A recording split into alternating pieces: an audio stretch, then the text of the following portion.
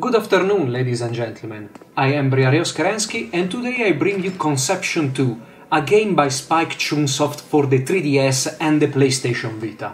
As the name implies, this game is the sequel of Conception, a PSP game that I skipped entirely, fearing to get stuck in between walls of Japanese text.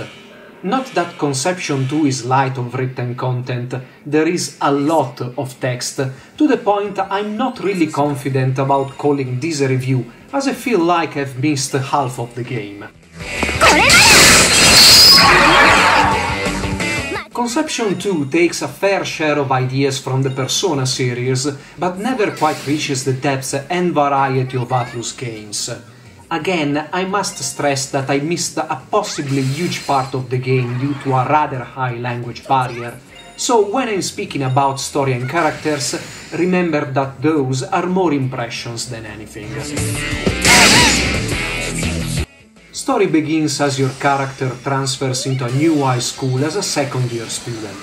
As JRPG tradition wants, this high school actually has its students fight monsters, demons, and everything you might want to throw professional soldiers at, but hey, you have high schoolers, I'm sure they'll be alright.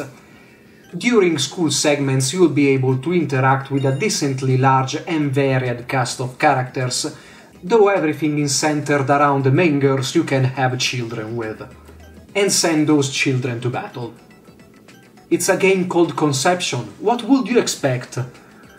Okay, the children you'll create are not real babies, but rather magical beings that will help you in dungeons. Children belong to classes like Fighter, Mage, Cleric, Archer, Thief, Merchant, Lancer, and so on. All girls have access to base classes, but more advanced classes can only be created with specific girls and are locked behind certain requirements, like upgrading the various school facilities, improve your relationship with a girl, or use one of the special dolls found in dungeons.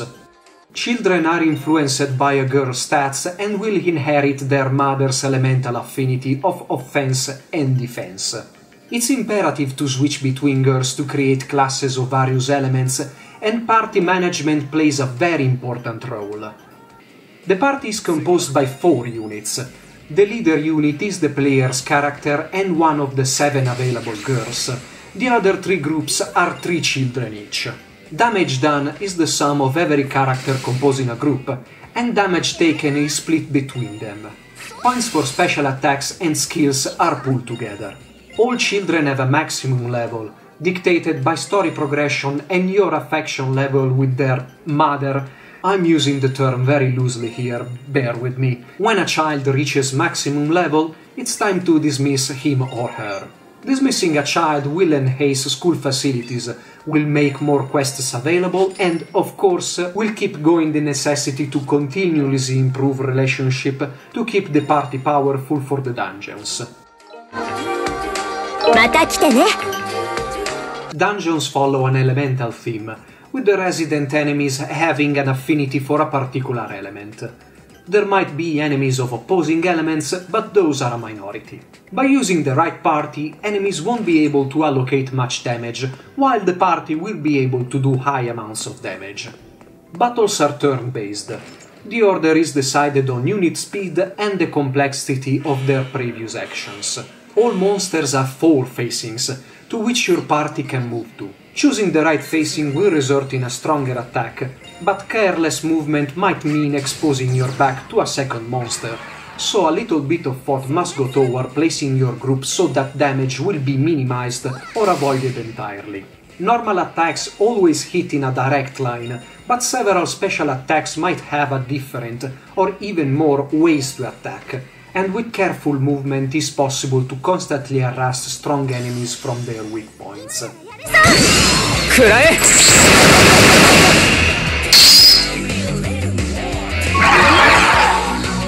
With enough resources, a children unit can combine into a Gassin, a robot of immense power.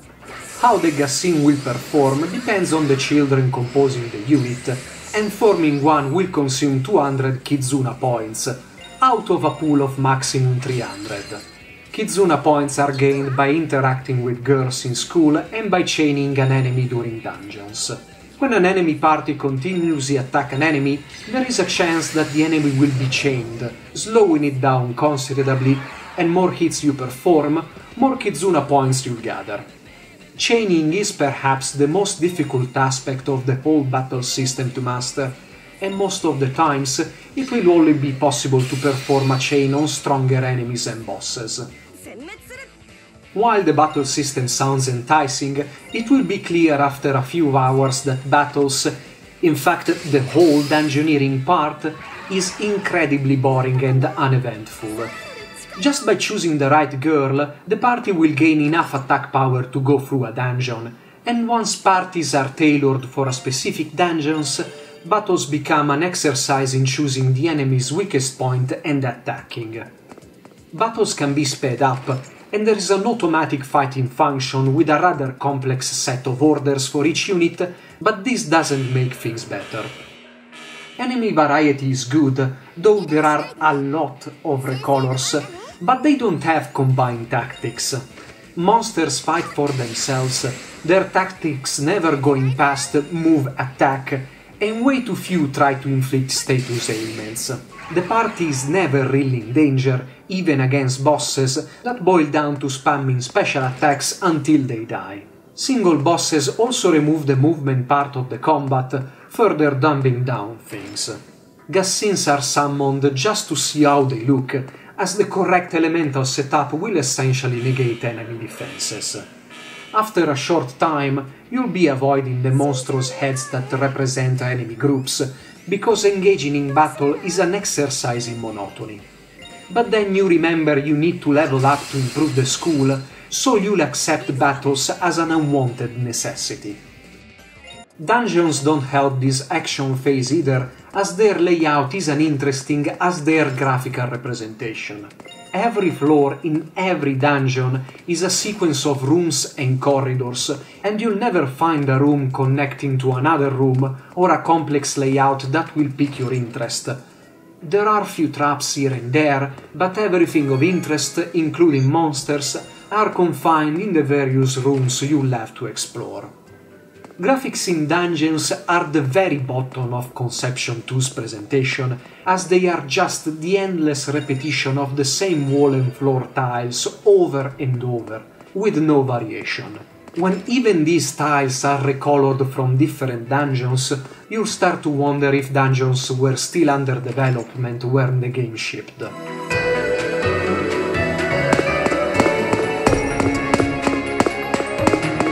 Music is as standard as it can get. It's hard to call these tracks music, because they are just very subtle ambient sounds. One vocal track is sometimes featured during battles, and though I don't really like it, it's far better than the rest.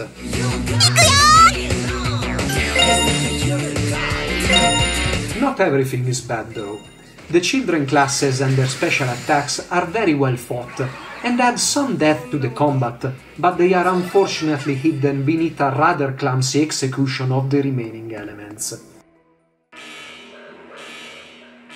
And now we get to the part where knowledge of Japanese is essential: story and character interaction.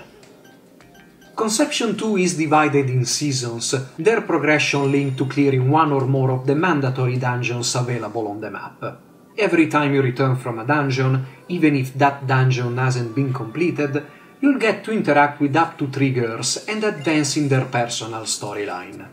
You can't interact with the girls twice in a row, and for dungeoneering purposes, it's better to keep 3 or 4 girls close to you, including the one you prefer. Not all girls are available from the start. For example, the last one will join after the 3rd dungeon, in my case 15 or so hours into the game. When interacting with girls, you'll be asked, often multiple times, to choose how you'll answer to them. This will influence their mood, that in turn will affect if a girl is available to create children. As you'll get closer to a girl, you'll know what she likes and dislikes, thus allowing you to choose presents. The 7 girls all have their distinct personality, though not incredibly original. Fuko asks you to teach her how to swim, I think. Chloe is an honor student, idol, and works as a teacher. 任せて。お Tori is the airhead, and so on. そっか、そうなのか。I'll probably be more empathic toward them if I actually understood what they were talking about, so I have chosen girls based on their voice, battle effectiveness, elemental affinity, and transformation sequence. Oh yes, every dungeon is introduced by a transformation sequence. Interaction with other characters are limited, most often with non-interactive dialogues, and special events linked to the season you are in are very limited in number. I can't go past this in describing this part of the game due to the language barrier, and it's a very important part of the game. If it's well written, if events make sense, if the story is engaging, I don't really know, and this is why I'm hesitant on calling this a review, with half of the game out of my reach. Luckily enough, the interface is fairly clear to understand, and all menus have a general English explanation in the top left corner. Equipping is the usual dance of numbers, and stats are self-explanatory. Some of the more complex menus, like party editing, require a bit of trial and error, but it's nothing too difficult. Speaking about the interface, it's very clear how the Vita was the leading platform. The 3DS lower screen only comes into play during menus, the stereoscopic 3D is only on during dungeons and girl interaction, and icons during battles are very small, being very hard to read on a normal 3DS. Technically speaking, Conception 2 is much better outside dungeons. Character portraits aren't completely static, illustrations are well done, there is a good number of cutscenes, and girl models receive a huge boost in polygons when interacting with them. As said before, graphics in dungeons are boring and uninspiring, and every character in dungeons has incredibly long legs. It's very common to stretch legs in Japanese games, animes and mangas, but here it completely changed the character design, and heads are oh so small compared to the rest of the body that's almost comical. So, this is Conception 2. I can't really comment on the writing, but the action phase could have used a lot more work in all of its aspects, which appear severely underdeveloped compared to the rest. I hope you have enjoyed this review and you'll stick around for more. Briarios Kerensky, over and out.